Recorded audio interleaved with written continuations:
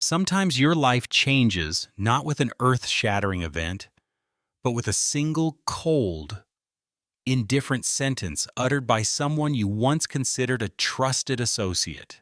For me, that moment came on a gloomy Friday afternoon in the walnut-paneled office of Hudson Caldwell, CEO of Caldwell and Associates, where I had dedicated 9 years of my life. I had prepared a flawless presentation with detailed figures proving I'd brought in $8 million in new revenue over the past 3 years, far surpassing any colleague. I merely proposed a modest 10% raise, a trivial amount compared to my contribution. Hudson, a man with slicked back gray hair and an expensive watch always hidden beneath his sleeve, looked at me over his gold-rimmed glasses. He never looked at the numbers I presented. He looked at me as if I were an inconvenience, a speck of dust that had accidentally fallen into his luxurious lunch. "You want a 10% raise?" Hudson's voice was deep and entirely devoid of emotion, as if he were discussing the price of toilet paper. "You know Alex Caldwell and Associates doesn't pay for individual effort. We pay for stability. And you, Alex, you are too easily replaced.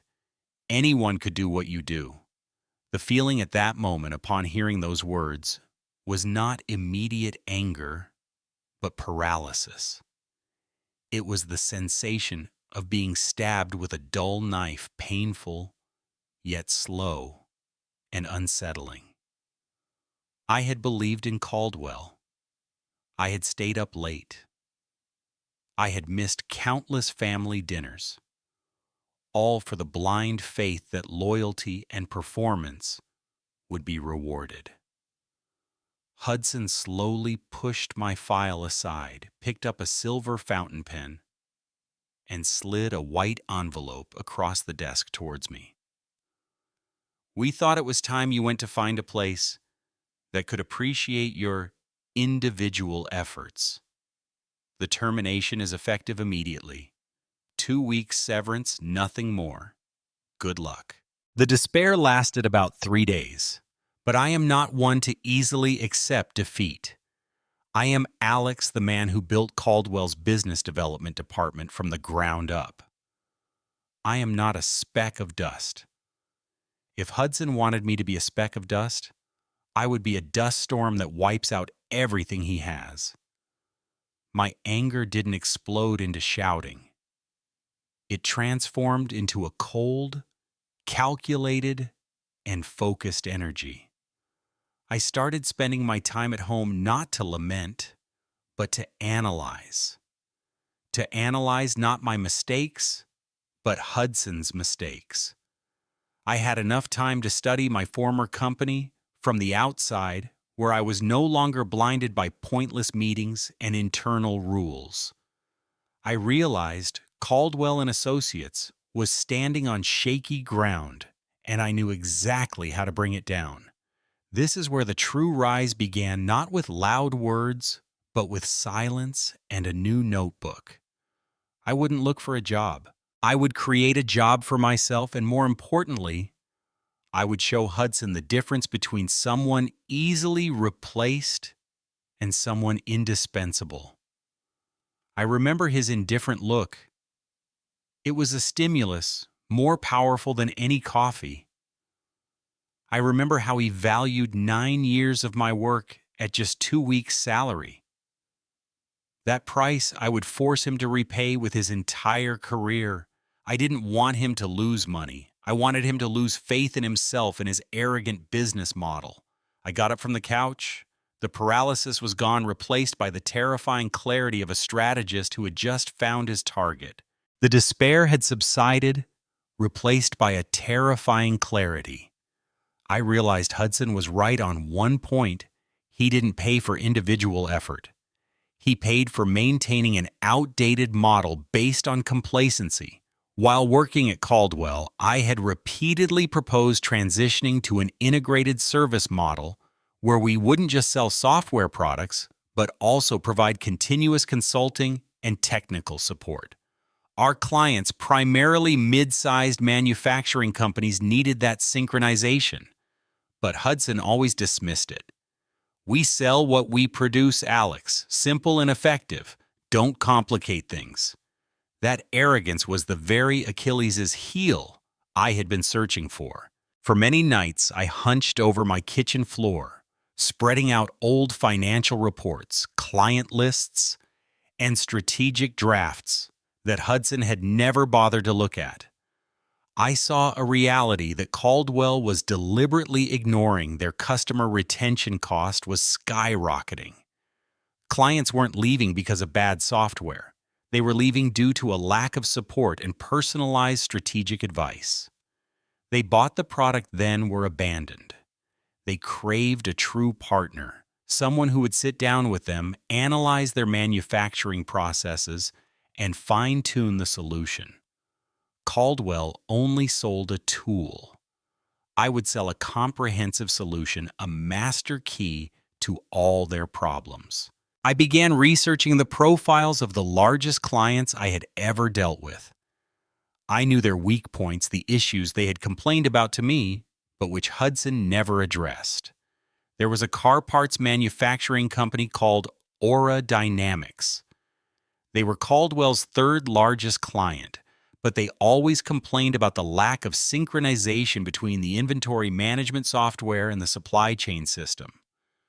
I'd once tried to convince Hudson to invest in an integration module, but he called it a waste of resources. To me, that was the open door leading straight to the first opportunity. My first act was to open a new business bank account and register the company under the name Apex Solutions. The name reflected my goal to bring clients to the peak apex. I didn't need a fancy office or a large staff right away. I needed an old laptop, a stable internet connection, and most importantly, an action plan that Hudson couldn't detect. I knew Caldwell had a habit of monitoring all former employees, especially those with potential like me, so I operated in the shadows. I used encrypted email addresses, met old contacts in secluded coffee shops, and always maintained the facade of an unemployed person looking for a new job. Secrecy was my strongest weapon. I withdrew all my savings, including the severance pay from Caldwell, to hire a talented freelance programmer I knew from college. David was a genius at system integration. I explained my idea: create a flexible cloud service platform that could patch the gaps created by Caldwell's software while also offering direct 24/7 consulting services. David was incredibly enthusiastic. He saw the vision that Hudson had blindly overlooked. We worked like mad building the prototype of the Apex Solutions platform in my basement. The smell of burnt coffee and exhaustion was ever present, but the feeling of building something of my own, something Hudson had called impossible, fueled me. I was no longer the employee worried about a raise. I was the founder. I was the architect of the resurgence.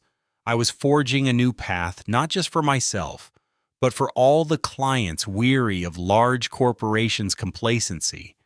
I knew to take down Caldwell, I didn't need to be bigger. I just needed to be smarter, more agile, and more customer-focused than Hudson ever was. I was using Hudson's very arrogance as the fuel for my revolution.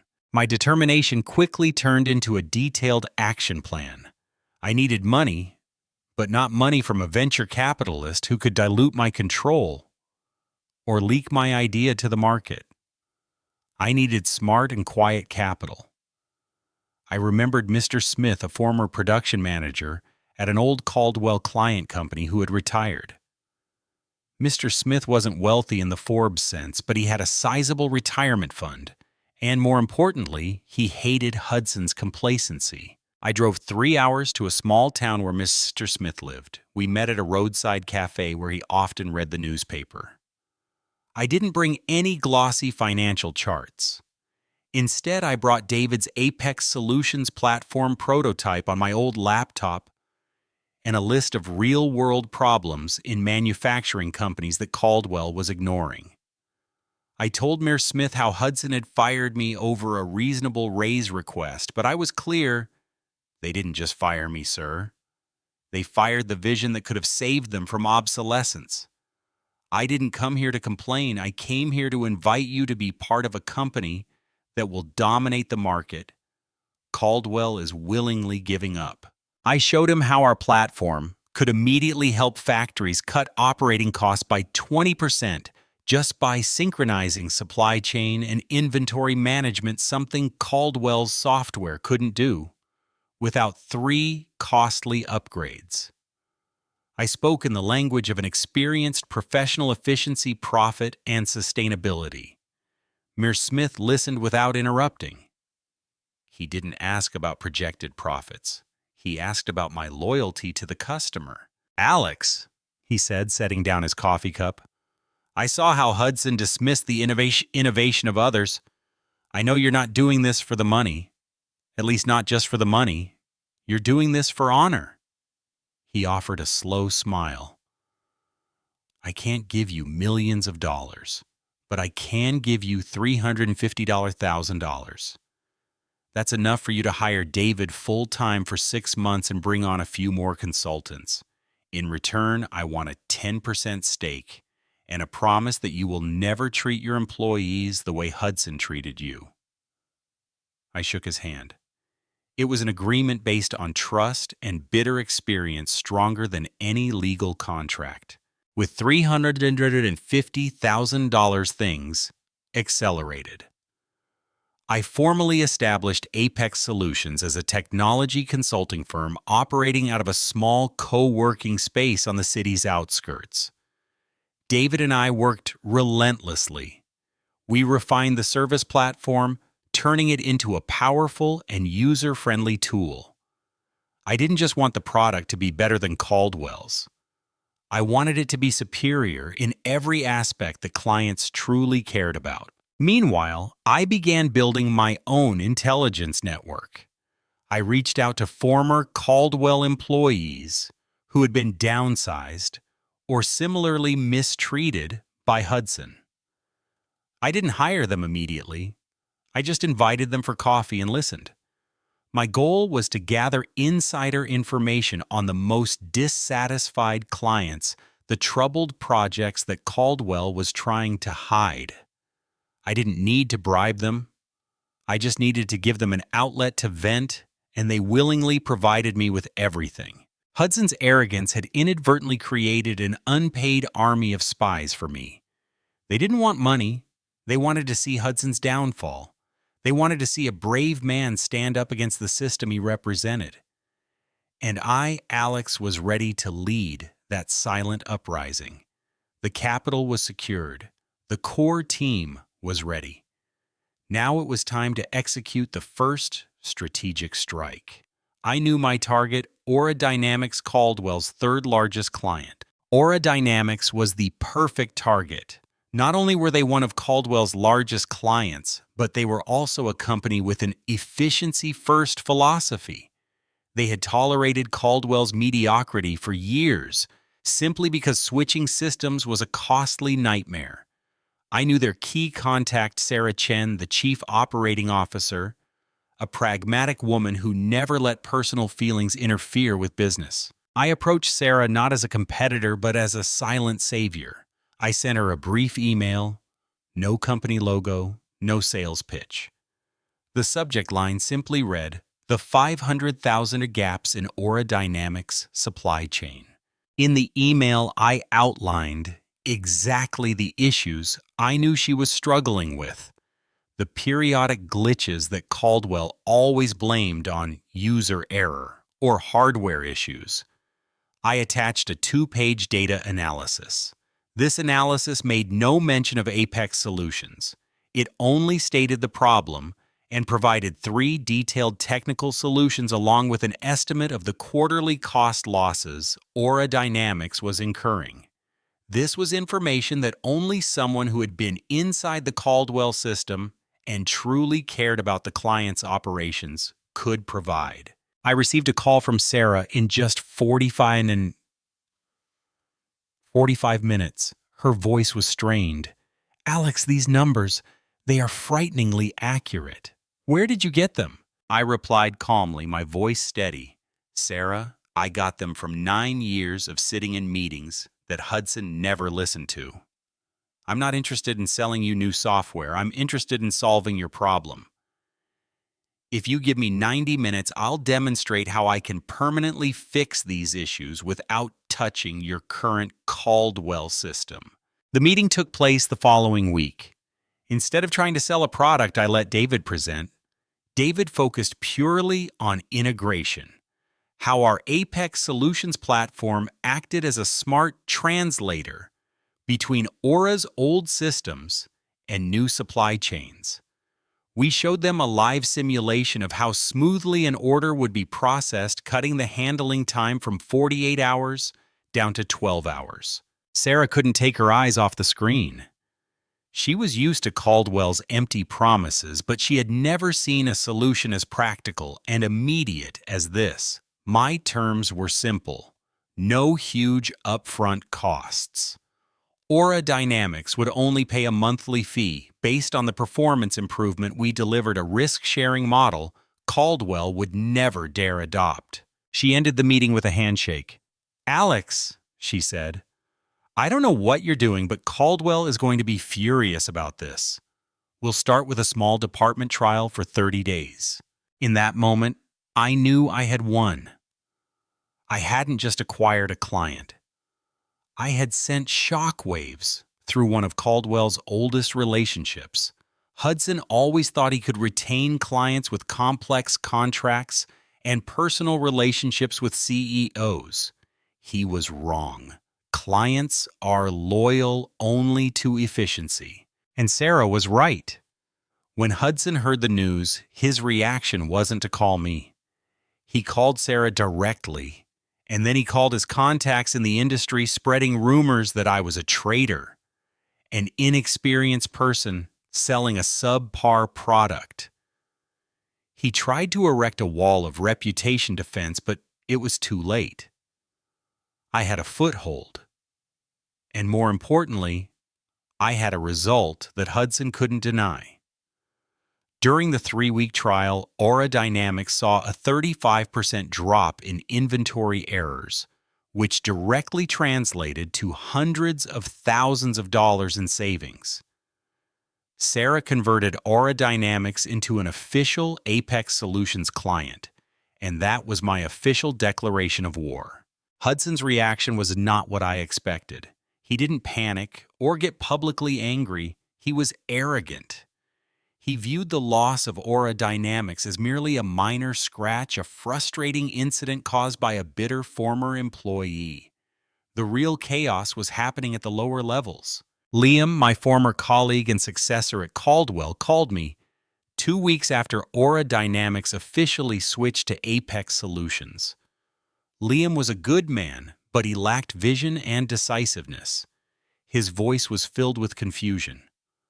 Alex, what's going on? Clients are demanding your integration features. They're calling it the Apex model. Hudson refuses to admit there's any problem.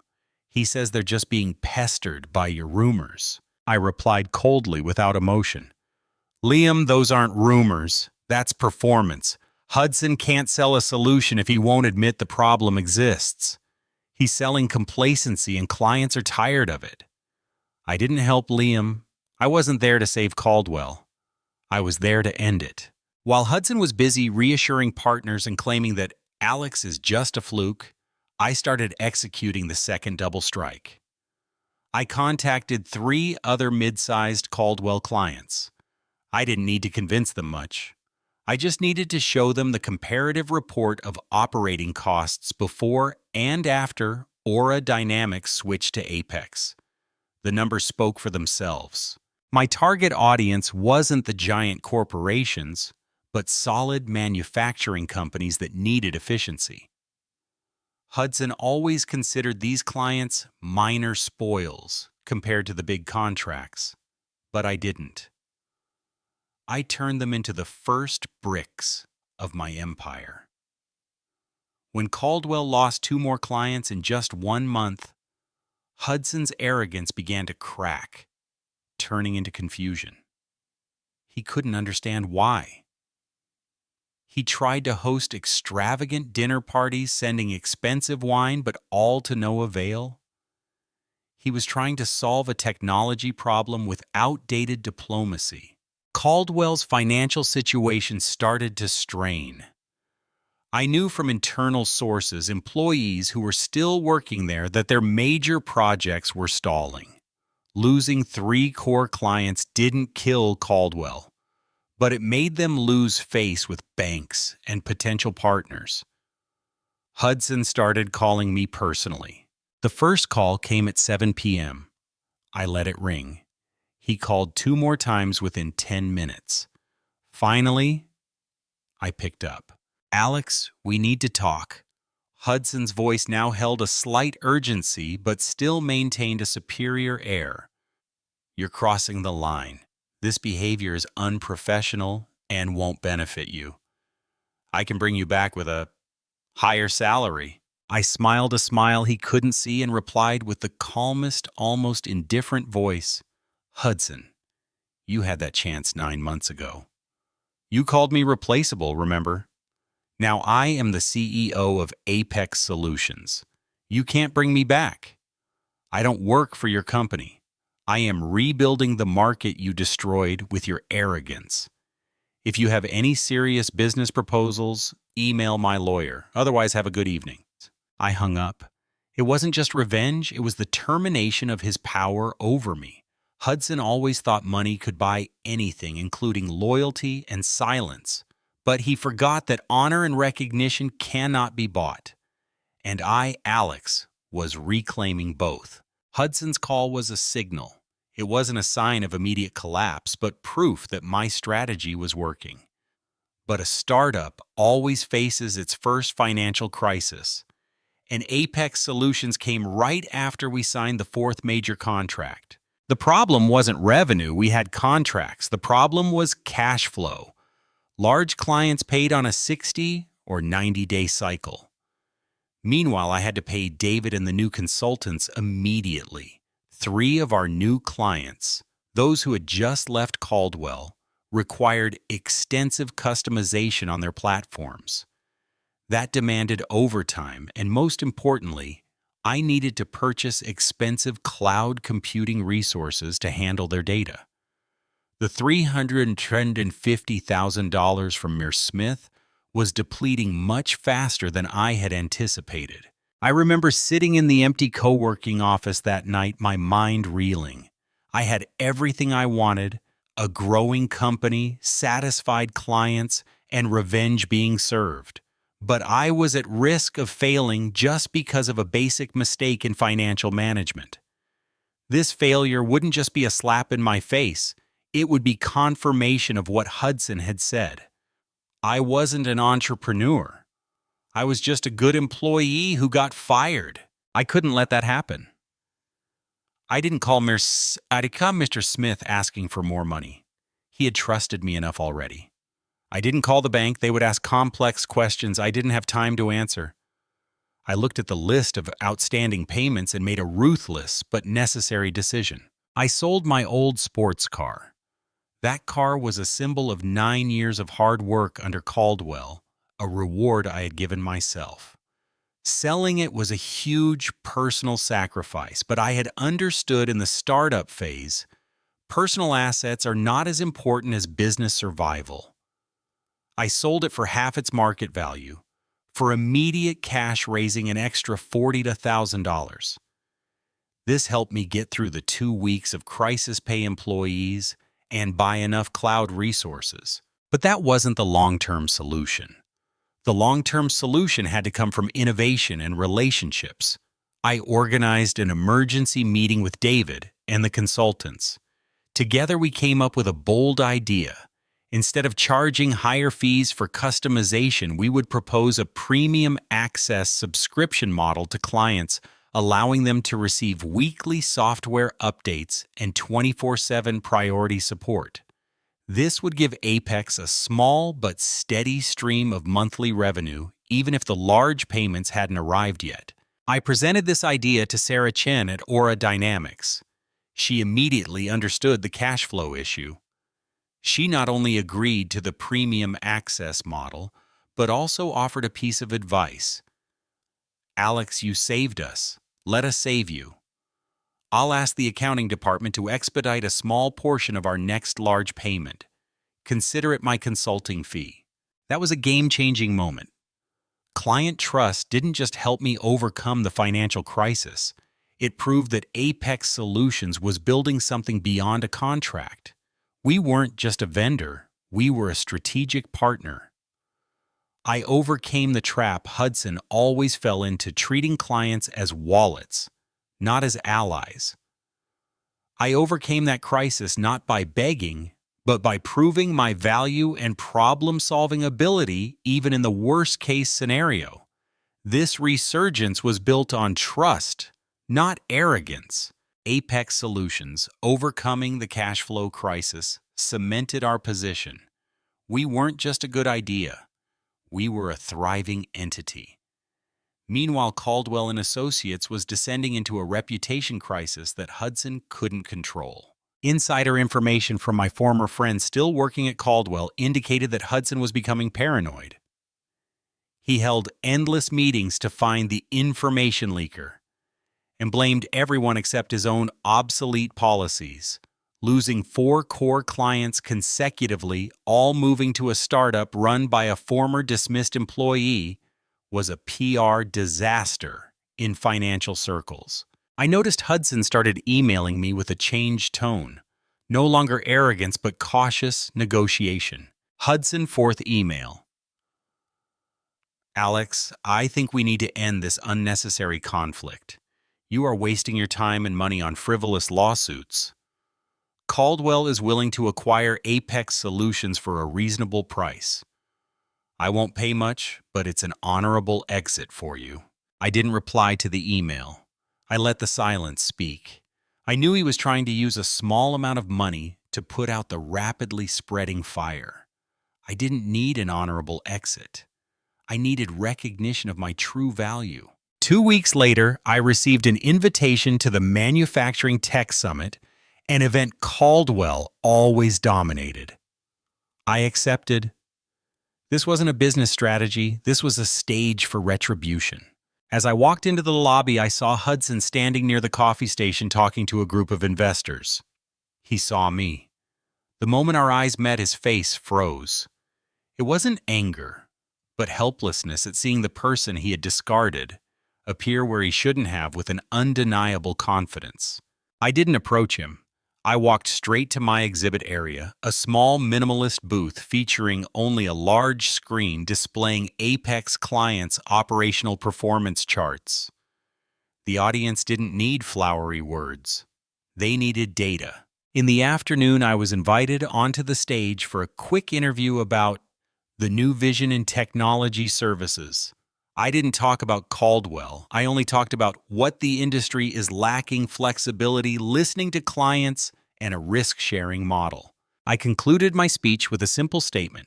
In the world of technology, you don't pay for what you have, you pay for what you do. We don't sell tools. We sell the guarantee that every dollar you spend will bring an immediate return. The next morning, I found Hudson waiting for me outside the booth. He wasn't wearing an expensive suit or a flashy watch. He wore a simple dress shirt, looking tired. He wasn't talking about acquisition anymore. He talked about the truth. "Alex," he whispered, his voice having lost its smugness. "You won. 4 more clients are about to leave. Caldwell is losing the board's confidence. You were right. My model is obsolete." He finally achieved realization. The bitterness, the jealousy were still there, but replaced by a bit of cruel truth. I hadn't just defeated him in business. I had forced him to admit his mistake. That was the true victory I longed for. I didn't respond with mockery. I responded with the calmness of a winner who doesn't need to shout. Hudson's bitter realization was not an apology, but a silent plea. He was disoriented. Caldwell and Associates was his life, and now it was slipping from his grasp because of a mistake he made 9 months ago. He invited me for coffee at a cafe far from the conference area. He no longer attempted to threaten or negotiate. He only talked about failure. The board is reviewing options, Alex. They are considering a fire sale or a major restructuring, and you know what that means for the people working there. I'm not talking for myself. I'm talking for those who have been loyal to Caldwell. I listened. I didn't interrupt. My goal was never to completely destroy the company, but to destroy the arrogant model it represented. I never thought that a flexible, personalized service model could defeat our scale, he admitted, his gaze distant. You were right, Alex. Clients want partners, not vendors. That was the moment I decided. I didn't want to acquire Caldwell. It was too cumbersome and risky. I wanted something more meaningful, strategic collaboration in my strength. I put my coffee cup down. My voice was cold and resolute, carrying the full weight of an emerging CEO. Hudson, I can't save Caldwell, and I have no intention of buying it, but I can save a part of it, the most important part. I presented my offer, a strategic partnership agreement. Apex Solutions has the technology and service, but we lack the scale of major clients and the marketing network that Caldwell has built over 30 years. Caldwell has the network, but lacks the vision and product the market needs. Here's how we solve this. Caldwell will become the exclusive marketing and sales partner for the Apex Solutions platform for 6 months. You will use your network to bring my product to your remaining major clients. Hudson frowned. That means we'll be selling your software. No, I replied. That means you will be selling the innovation you refused to fund when I was your employee. Caldwell will receive an extremely high percentage of every Apex contract you bring in. This helps you stabilize your finances, retain key employees, and most importantly, show the board that you are still the only one who can turn the tide. This was an offer he couldn't refuse. It was survival. It was the last chance to save his honor. But it was also a trap. If Caldwell succeeded, I would gain massive market expansion. If Caldwell failed to sell my product, he would dig his own grave deeper. Hudson remained silent for a long time, looking at me. You are forcing me to become the salesman for my former employee. No, Hudson, I'm forcing you to become the partner in the resurgence. The choice is yours. Finally, he nodded. It wasn't a happy nod. It was a reluctant acceptance of defeat. He accepted that my model had won. And to survive, he had to work under the strategic control of the man he once deemed useless. Hudson reluctantly agreeing to the partnership was a victory, but not the ending I wanted. I didn't just want him to sell my product. I wanted him to work for me in some capacity, not just for money, but for the absolute recognition of my authority. After the partnership agreement was signed, Hudson started working. He was used to being the leader, but now he had to take strategic directives from me, the person he had fired. He tried to maintain a professional facade, but I could see the hidden anger and humiliation deep inside. After 3 weeks, Hudson brought in 2 major Apex Solutions contracts, larger than any Caldwell had managed to secure on their own in the past 6 months. His network and sales skills were still there, they were just redirected to serve my vision. However, I knew the Caldwell board still didn't entirely trust him. They viewed the partnership as a desperate plea rather than a business strategy. I needed a decisive blow. I called my lawyer and presented a bold proposal. I arranged a 3-way meeting, the Caldwell board, Hudson, and myself. The meeting took place at Apex Solutions co-working office. I intentionally chose this location. I wanted them to see where the innovation was born, a humble space, a complete contrast to Caldwell's luxurious walnut office. The meeting began. The board expressed concerns about Caldwell's future. Hudson tried to defend himself by emphasizing the performance of the Apex Partnership Agreement. That's when I interjected. My voice was cold and uncompromising. Gentlemen, the problem is not collaboration. The problem is vision. Mr. Hudson lost the ability to see the future when he fired me. He never believed that customer service was more important than the product. Currently, he is fixing the problem by selling my product, but he cannot lead this company past the psychological barrier. He still views me as a threat, not a solution. Hudson shot up from his chair. Alex, what are you doing? We have an agreement. I nodded to my lawyer, who immediately distributed the documents. We have a partnership agreement, Hudson. But I am proposing a different agreement to the board, a strategic merger. I explained Apex Solutions would not acquire Caldwell, but would become the official Chief Technology Solutions provider for Caldwell, with me as the Chief Strategy Officer CSO of the entire entity. Then came the final blow. And here is my personal condition, I said, looking straight at Hudson, whose face was pale.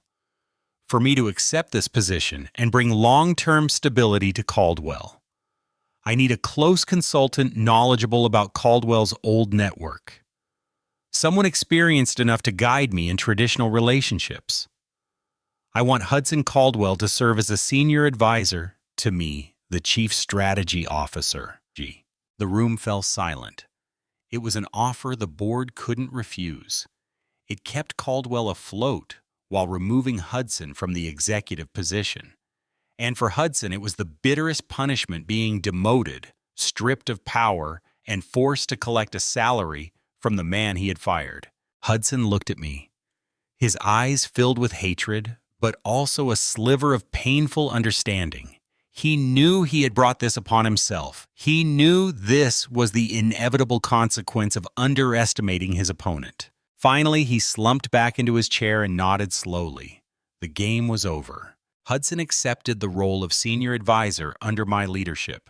He was collecting a salary from Apex Solutions, the company I had built in my basement. This was the pinnacle of my retribution, a public demotion forcing the arrogant man to acknowledge my authority and vision. In the ensuing months, I became the Chief Strategy Officer CSO of Caldwell and Associates, but in reality, I was the de facto new CEO. I leveraged Caldwell's network and resources to expand Apex Solutions, bringing our flexible service model to the largest clients. Hudson, in his advisory role, was forced to sit in meetings and watch me implement the very ideas he had once scoffed at. Every time we went to a client meeting together, I remembered the cold look he gave me the day I was fired. Now that look was replaced by grudging respect, mixed with infinite bitterness. I didn't need to remind him of the past. My presence, my success, and the salary he received from me said it all. This resurgence taught me the biggest lesson in business and life. First, never let emotions control actions, but use them to shape strategy. My anger didn't turn into meaningless insults. It turned into relentless work hours, into analyzing my enemy's flaws. I didn't destroy Hudson by burning down his company. I destroyed him by systematically proving his uselessness and forcing him to live with it. Second, true value always wins over complacency. Hudson believed in scale and tradition. I believed in efficiency and flexibility. In the modern business era, the strong are not the biggest, but the quickest to adapt. I proved that a small company operating with intelligence and personalized customer care could easily topple an empire built on arrogance. Third, the best revenge is spectacular and public success. I reclaimed my honor not by bankrupting Hudson, but by forcing him to acknowledge that I was the only person who could salvage what remained of his career. He had to watch me win every day. A few months later, Apex Solutions and Caldwell and Associates completed the merger. The Caldwell name was retained for historical brand purposes, but the vision and structure were entirely Apex's. I had completed my mission. I had turned despair into an empire. My career is now not just business. It's a reminder that no one is easily replaceable if they are determined to become indispensable. I went from a man fired for asking for a raise to the head of the entire corporation with my former CEO as my advisor. I looked out the window of my new office where I saw the city sprawl below. I was no longer the old Alex, the loyal, vulnerable employee. I am Alex, the founder of Apex Solutions, the man who rewrote his own story, and I am proud of every calculated step I took. The signed partnership agreement was the beginning of the manipulation phase. My goal was not to help Hudson revive Caldwell. It was to use his old client network as a free launchpad for Apex Solutions. I turned Hudson into an unpaid marketer for myself, a man who had to personally call and praise the product of the one who defeated him. In the first few weeks, Hudson was incredibly effective. His desperation and his remnants of honor were powerful motivators. He brought in 3 major contracts within a month, clients Apex could never have reached on its own. Caldwell was making money, but every dollar Caldwell earned from selling Apex Solutions further solidified my strategic power and overshadowed Hudson's leadership ability. However, I knew this victory was unsustainable. The Caldwell board of directors, led by Mere Price, was still skeptical.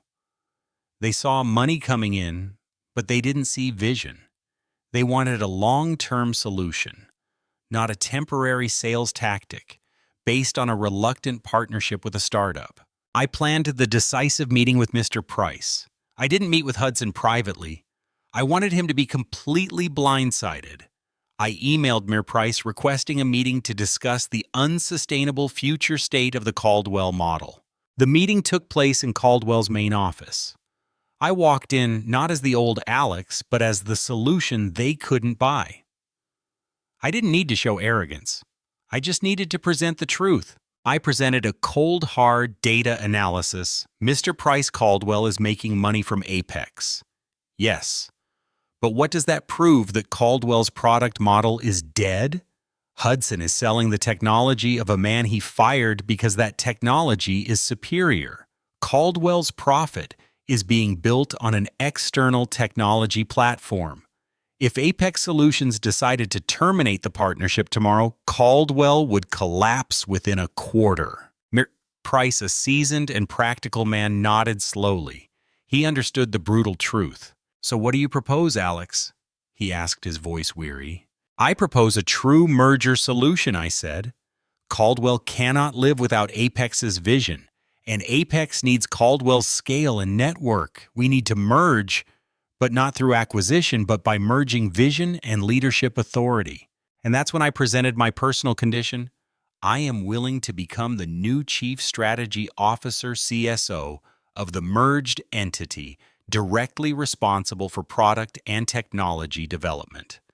But to do this, I need full authority to restructure the technology and personnel departments, starting with the transition of senior executive roles from those who have proven their obsolescence. I didn't mention Hudson, but everyone understood.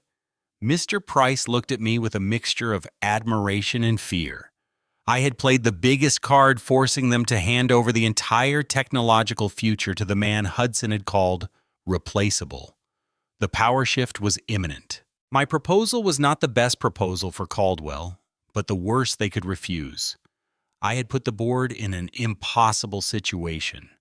Accept me and have a chance at survival, or reject me and watch the company collapse after the Apex partnership agreement expired. Hudson knew nothing of my meeting with Mr. Price.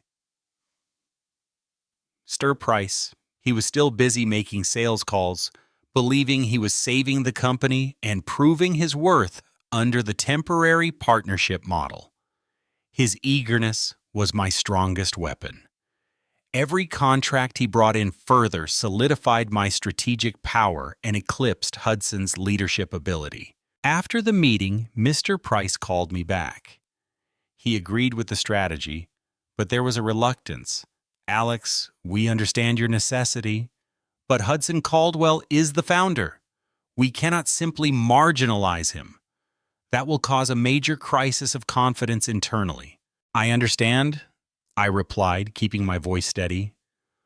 I'm not asking for his removal. I'm asking for the removal of his executive role. I have a role for Hudson, a role that respects his experience, but removes his ability for strategic decision-making. I explained in detail. Hudson would become the senior advisor to the chief strategy officer, i.e. me. He would receive an honorary salary, a nice office, but no direct executive authority, no ability to participate in Apex's product development.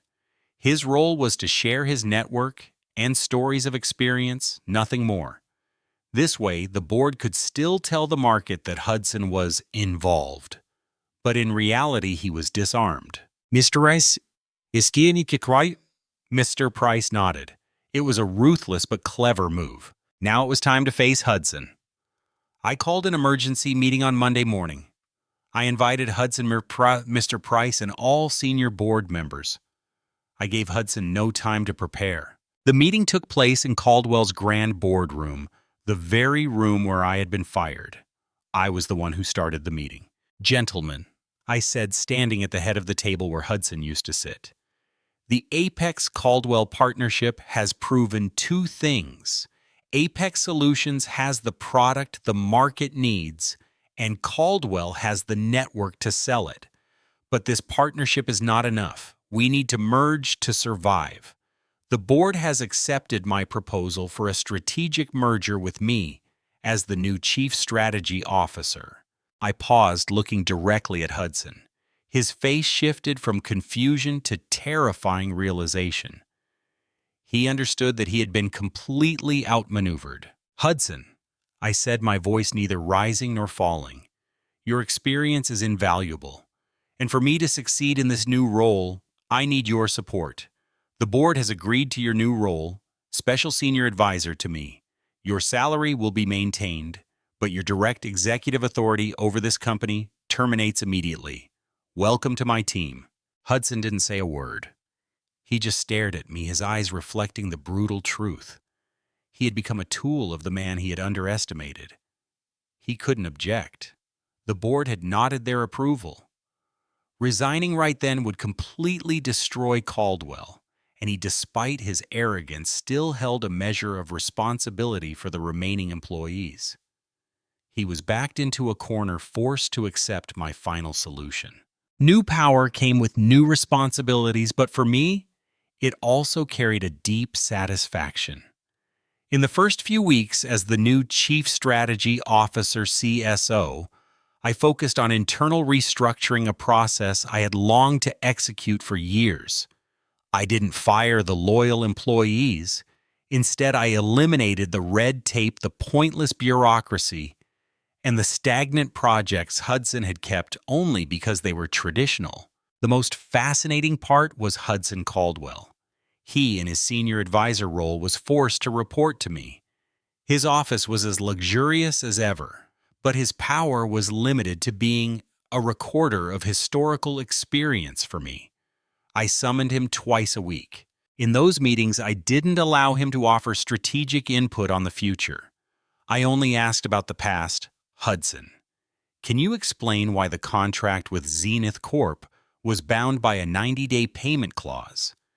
Can you provide details about the times you rejected our API integration proposal in 2021? I forced him to relive his mistakes. He wasn't an advisor. He was a history scribe of failure under the supervision of the winner, the revision of the winner. His eyes were filled with silent resentment. He was used to giving orders, but now he had to do everything for my success because my success was the only thing keeping Caldwell from total collapse. I had taken away his most precious commodity, the ability to make decisions. My control over Hudson was absolute. I even assigned him to be the person directly responsible for overseeing the transition of the old Caldwell accounts to the new Apex Solutions platform. He had to ensure that the clients whose personal relationships he had meticulously built were now working with my technology. I had turned him into the facilitator of my retribution, and he had no choice but to comply.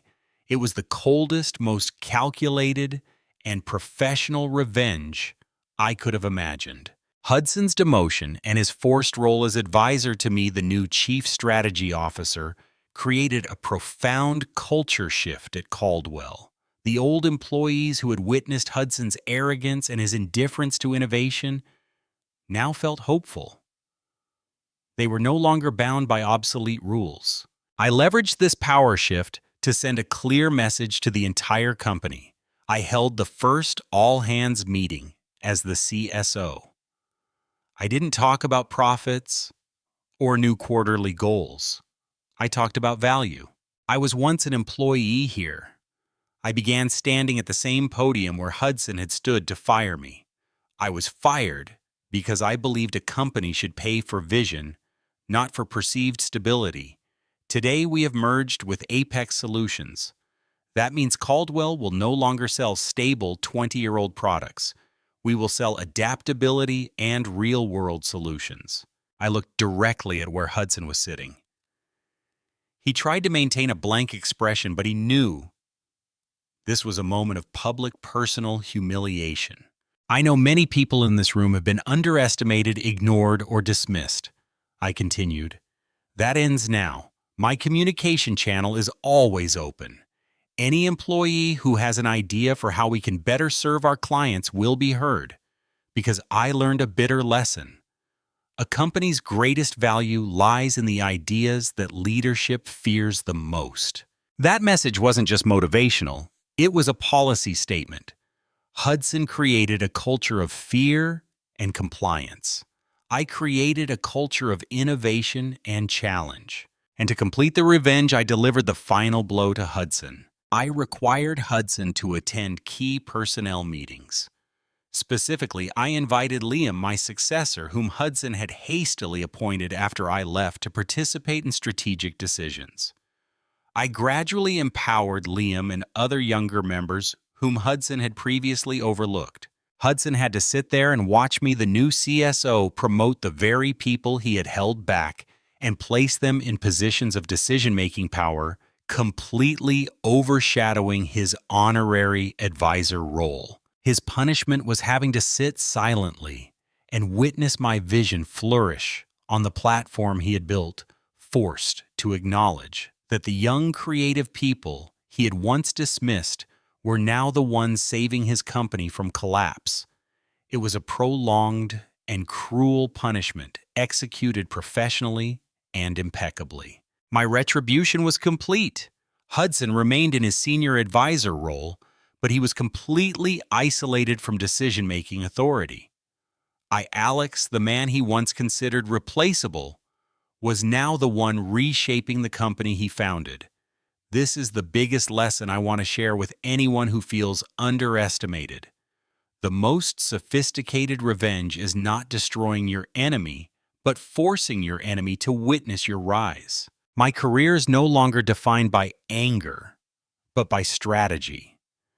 I went from the despair of being unemployed to the position of CSO, not through luck or brute force, but by seeing what others missed. Lesson 1: strength lies in silence. When Hudson fired me, I didn't argue. My silence caught him off guard. The anger was channeled into cold focus to analyze his flaws. In business, the one who reacts fastest is often the one who loses control. The winner is the one who acts after calculating every move. Lesson 2: sell a solution, not a product. Hudson's mistake was selling static software. Apex's success was selling relationships, flexibility, and problem-solving ability. Clients left Caldwell not because of me, but because Hudson refused to listen to their needs. Always prioritize customer value over product arrogance. Lesson 3: empower the underestimated. Hudson created a culture of fear. I created a culture of empowerment. By publicly honoring the ideas of Liam and the other forgotten employees, I quickly gained the loyalty of the entire company. Caldwell's recovery did not come from me, but from me allowing talented people to have a voice. Lesson 4: Revenge by Structure. My final revenge was structural restructuring. I didn't just reclaim my position. I created a higher position, forcing Hudson to work under me in an honorary but powerless role. He has to witness every day that he lost everything over just $12,000 and personal arrogance. Now, as I sit in the CSO's office, I understand that my story is not just about the defeat of one man. It's about the resurgence of a vision. I proved that in the business world, the weakest, as long as they have a strategy, can defeat the strongest. And this is what Hudson, my advisor, is forced to hear every time he steps into my office. He fired me because he thought I was replaceable. But that very foolishness created an indispensable man. Brothers, if that were you, what would you do differently? Leave a comment below. And if you want to hear more stories of rising from the ashes, subscribe to the channel so I can tell you more.